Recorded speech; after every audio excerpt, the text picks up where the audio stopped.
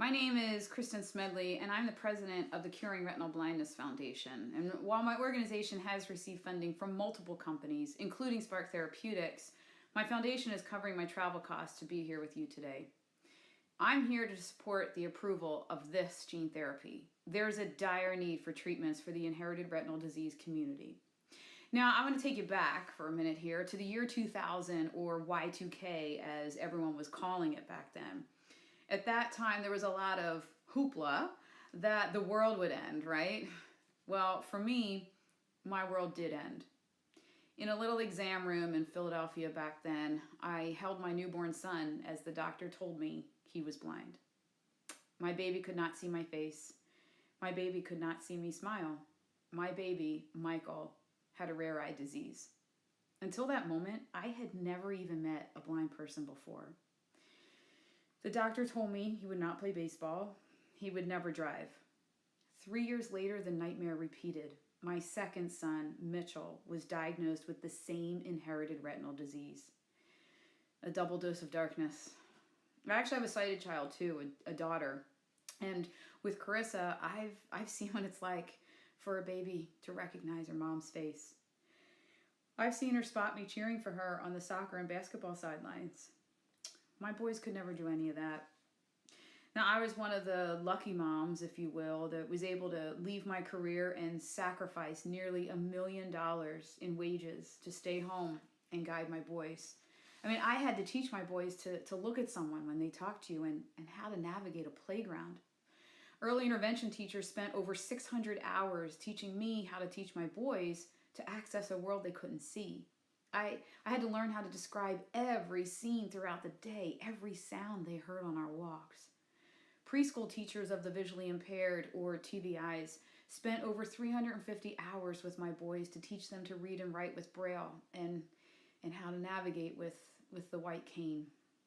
In their school age years, their TVIs and mobility instructors have spent over 6,000 hours to help them achieve educational goals as well as to learn to cross streets safely.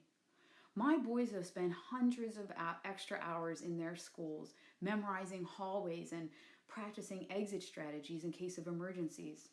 The cost of special teachers, support staff, and adapted equipment, nearly $500,000 just to level the educational playing field for my guys. The harsh reality is that most of the blind and visually impaired children in this country don't receive a fraction of the resources my boys have. And even with this best case scenario of support and their being gifted, as well as the luxury of having an energetic, educated, and sophisticated mom, my guys are facing harsh statistics. Of the 21 million Americans that are considered blind or visually impaired, nearly 70% are unemployed. 30% of blind and visually impaired Americans are living below the poverty line. Only 31% will get a high school diploma or GED, and only 14% will get a bachelor's degree or higher. My son Michael's applying to colleges right now. He's top in his class with all honors and advanced placement courses. Yet due to blindness, he only stands a 14% chance of getting to his college graduation. Michael and Mitchell are both leaders in their schools and the community, but due to their blindness, their career choices are limited by what is actually feasible for people without sight, and they're at the mercy of employers of whether they're too nervous to hire them. And perhaps one of the hardest things as a mom, especially this time of year, Michael and Mitchell can navigate a large, huge high school campus by memory. But they had to give up trick-or-treating with their friends years ago because they can't see and keep up with the excited kids running from house to house to grab all the candy.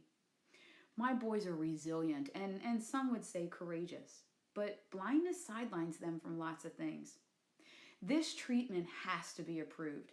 It has to be approved so that other diseases like the CRB1 retinal disease that my boys have can follow behind it.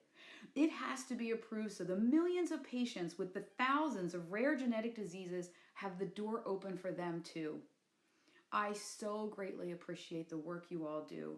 Thank you so much for your time here today.